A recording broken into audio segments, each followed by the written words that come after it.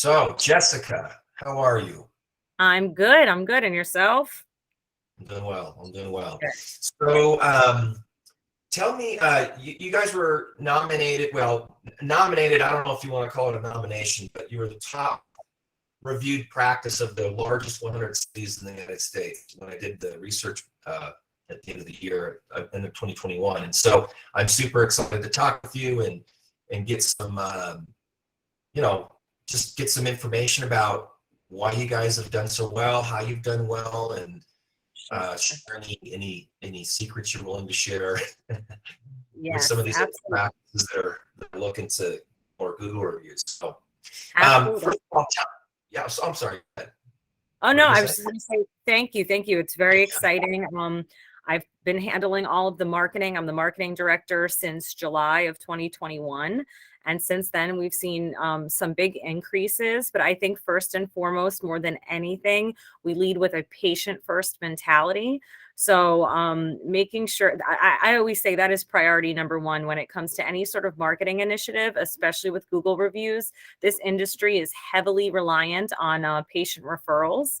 And of course, reviews are a big, big part of that. That's the first thing anybody ever does. They, digitally speaking, they go online, they check the reviews. So it's super important to make sure that our reviews are always positive. Of course, you can't avoid the negative ones. You can't please everybody, but just having a proactive approach to create that resolve for them and that patient first mentality is super important. That's awesome. That's awesome. So you've been there since last July, is that what you said? So about a Yes. year Mhm. now? Yes. Well, we're But you approaching that year. okay. So, but you've been in the industry for longer than that, though, correct? Yes, absolutely. I've been a marketing director actually in pediatric dentistry and orthodontics about 6 years now. Okay, So, cool. Okay. yes, yes. So you're familiar with the industry. It wasn't like you just jumped in and No, yeah. I mean, I have a marketing background, more so agency experience with a wide variety of industries, but I sort of fell into a position of pediatric dentistry a while back just because there were so many creative elements to it that made it really fun and exciting. And I just sort of found a niche there and that carried with me. And it's been a really, really amazing experience watching all the practices grow. And now that I'm in this current role, when I came on board, we started out, we're both pediatric dentistry, orthodontics, and primary care offices. And we have since then acquired 4 more offices since I came on board with the wow. intent of opening up. I believe it's 3 more by the end of the year and sort of creating more of a regional Are you presence. are you managing all of those as the marketing manager? Oh, good luck. Yeah. Yeah. Thank you. Thank you. We are the exciting part is we are starting to grow our team finally. Again, when I came on board, there was essentially no marketing, um, no streamlining of the marketing whatsoever. So as challenging as it is to lay down the train tracks while the train is coming, it was still an opportunity for a Yeah. reset. And process is really, really big, especially when you have so many different offices and a lot of times kind of using different programs and running in different directions. But bringing it all together was an opportunity for a real reset, and we're on track and we're seeing good things. So we're excited. That's awesome. That's great. So in terms of like a broad brush stroke on your marketing, I mean, outside of getting Google reviews, are you guys running ads? Have you got billboards? Do you have other different types of marketing? Sure. Absolutely. We do a little bit of everything. A lot of times we lead with digital because we feel like that is the most trackable. When it comes to budgeting and sort of getting like your ROI together. But I think more than anything, especially as we're approaching a rebrand, it's saturation is super important with your target demographic. So I definitely don't shy away from billboards, don't shy away from print advertising. If budget allows, we are exploring opportunities for, commercial media, YouTube ads, television, radio. I mean, like I said, from a marketing perspective, the bigger the budget you have, the more, the more room you have to play. But definitely in today's world, we do lead with digital just because it is more of a trackable, service or initiative.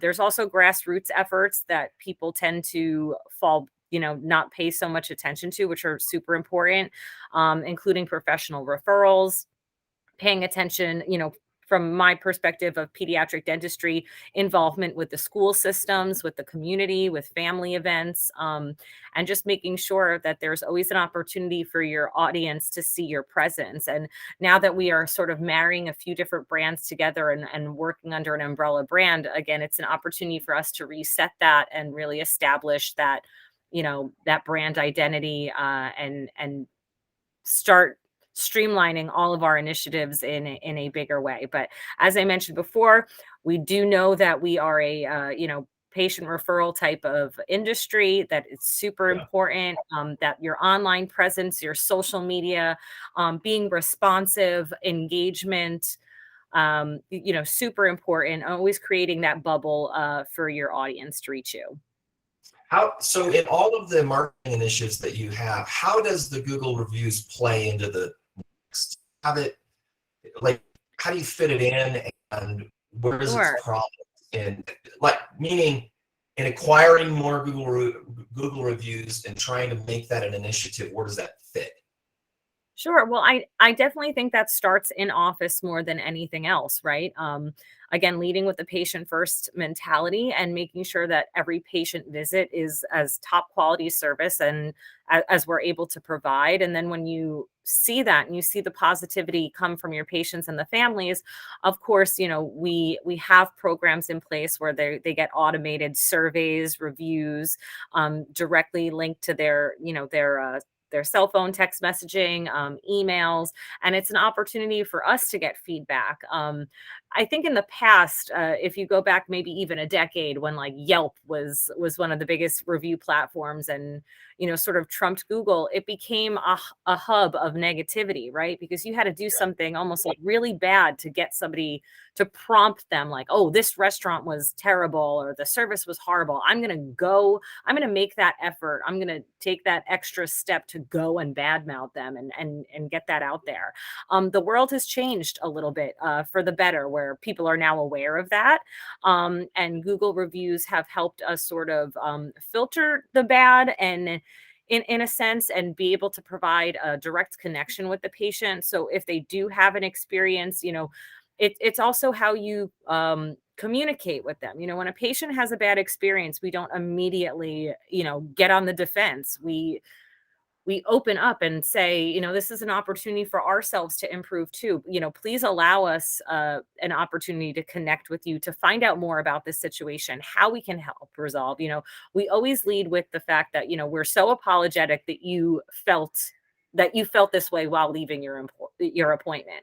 It's not who we are. It's not a representation of who we are. And we hope you allow us the opportunity to regain that trust, to find out what happened so we can provide resolve. Now, as you know, you can't please everybody. There's always... But everybody knows that. Everybody knows that there's all these crazy people out there. And it really helps us, or any sort of practice or business in any industry, when they get that feedback, because they know where some of their shortcomings are. Sometimes, a lot of times, it has nothing to do with the actual medical or dental service. Maybe it's the wait times were too long. Some things like that we can't control, or we try to control it as best we can to make sure that the appointments are efficient. Sometimes it has to do with billing, their insurance or this or that. So there's a lot of elements, but the more information you get from your patients, the better you are going to be as a practice, because you can help to filter that, connect with the right team members who can help provide resolve, and just make sure that everybody is there with that patient first mentality to deliver the best possible service they can. That's great. That's awesome. So in terms of actually getting reviews, so there in the industry, there's automated systems, there's texting systems, you're obviously using something like that. What I found, and I'd like for you to comment back on what I'm saying, I'm just kind of give you some direction here. You can automate the review process. Like, you just send an automatic text to everybody. Mm-hmm. Are you doing that, or do you have an internal team initiative where you're asking patients, you're trying to like create some involvement inside the practice? Can you Yeah. comment on that as how you're doing it? Absolutely. So I'm actually really glad that you brought that point up, because when I first came on board, it was more just an automated process. After your appointment, you get pinged this, or you get a survey email, whatever it may be. And, people were kind of going on at their leisure, manually responding. But since I've come on board, again, I'm big on process, I'm big on streamline. We're actually working to build out a patient experience team. That way they're the sole people that are going to be responsible to engage with them, to help to bridge that gap, to create resolution. Because as you can imagine, especially if you have multiple offices, or even one office that just happens to be a very large practice, it's important to engage. That's the number one priority, but it takes time away from office Yeah. managers, from front desk staff, and everybody. And if you take time away from them doing their job, essentially what happens, you run into more negative situations. So efficiency is key, which is why we are just in the process now, as we're growing tremendously, to actually build out a specific patient experience team that will be able to help us manage this, not just automated through our platforms, but be able to be hands-on in responsiveness, to find out more information about what happened from, our team, from the patient side, and create that resolution for them. So this patient experience team, is this more than one person at each office, or is It it a group that handles all of your practices? So as of right now, it's been one person at each office, but I would say within the last 3 months, it is now going to be a group that manages all offices, as we are coming under the umbrella of our new brand identity. Um, but it is important, every office has there's quality care control, right? So we have to make sure that every office provides the same level of care, quality, service. And that's why it's really important to allow them the opportunity and the time to do their specific job roles and be able to deliver to the best of their ability. So we'll have an in-house team that will be able to filter and monitor on, from the Okay. outside looking in. So what are like, give me an example of like one of these, some of the responsibilities of this individual that's in the practice, this patient experience individual. What are they doing? Well, I would definitely say monitoring the reviews on a daily basis is super important. I think when people write a review, they either anticipate some type of automated response or no response at all. We want to let them know that, if they took the time out to write a review on us, whether good or bad, we're taking the time back to respond. And making it personalized and customized. If, somebody writes, I brought my son Johnny. He's terrified of the dentist, and you guys did an amazing job. And Doctor So and So did, wonderful. We want to be able to respond back, not with automation, but with an opportunity. We're so happy that Johnny had a little apprehension before, and we were able. People appreciate that personalization and being addressed. That they're not just a patient in the door. That they're part of our dental family, so to speak. So the person is essentially responsible for responding in a very personalized manner, and also, filtering back if we have any negatives, to Right. address those immediately, to make sure that there is a connection. Again, we always lead with the idea that never want to be on the defensive. Oh, there's no way our doctors did this, or there's no way that, we're so sorry you felt this way. Please allow us the opportunity to find out more. We'll get to the bottom of it. And I think people have a real appreciation when you're just as engaged with them as they are with you. And again, it's not a row. And this goes across Google. This goes across social media, Facebook, Instagram, comments, everything. They want to know that they're actually going to be speaking to a human being on the other end. The way that you're responding to that you've explained in how you respond to like a negative experience is absolutely brilliant. The Mm-hmm. reason why even if the person isn't your patient, right? Right. I mean, I've had some doctors call and say, I just got a bad review. I don't even know who this person is. Right. And my response is respond kindly. Don't say who are you or whatever, because when somebody else goes and looks at the review, they don't need to know the story that the person's not a patient. They just need to know how the practice is going to respond to it. Absolutely. And I think there is a level that it's okay to say that, like to an extent, like sometimes I'll word it like, I'm so sorry, I looked into this, but we cannot find, based on the name that you've provided, we cannot find your account here, but we want to resolve this for you. So please, what's the best form of contact so we can reach out to you, so we can find out more? Because especially when it's a pediatric practice, a lot of times the parents' names don't match the patient name or whatever it may be. So there's definitely always potential that you don't know who the patient is, and you got to, do a little investigation. But absolutely, to your point, I think it's really important in your response to make sure that you're showcasing that you are doing your absolute best to create resolve, and you're not just on the defensive all the time. Because I noticed that a lot in practices, they immediately, no, there's no way we did this, there's no way we did that, and they actually put it publicly out there on their forum. And I understand everybody's sensitive about their business, but again, when you always lead, and I hate to keep beating a dead horse with that patient first mentality, that's just the game changer. It's a game changer for everything. And especially with our industry, it is a review based industry. I would say that is the biggest initiative that we put our energy into for that reason. We know the marketing wheel. We know that we need to do billboards. We know we need to put money at Google ads. We know this, we know that, we didn't invent the wheel, we just follow it. But the thing is that we can do is we can create that connection with our patients to really establish that this is a place that they can come for their dental service. It's a place that they trust, and it's a place where they know if they do have an issue, we're not going to be combative about it. We want to resolve it for them. Brilliant. Okay, so I have something I want to do that's kind of funny. So I talked to another marketing manager yesterday. His name is Oscar. Their practice is in Houston, and they have I think it was something like 2,800 reviews. They're number 4 on the list. Mm-hmm. Okay. So when I interviewed him, he was great.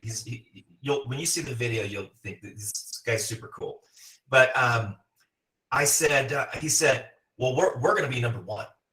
We're going to be number 1. I said, well, I'm talking to Jessica tomorrow, and I'm going to let her know that you're coming after. So here's what I wanted. So this guy's name is Austin. Okay. So just, you could be funny, you could be catty, I don't care, whatever. But I want you to say something to Oscar, and I'm going to play these back against each other. I'm going to have his clip saying, I'm going to be number 1, and I just want you to say something. You can be kind, whatever you want to do. Just say, Oscar, I'm here for you. I'll be watching or whatever. Yeah. Okay. All right. Well, all I got to say to Oscar is we are so thankful that we are motivating people like you to catch up to our level. So thank you so much. It's the biggest compliment in the world. Thank you. Well, I feel like that was kind of mean. No, that's actually, it's kind and mean. It's passive aggressive. Okay. If he gets offended, apologize, because I'm actually a kind person by nature. I know you are. Okay, cool.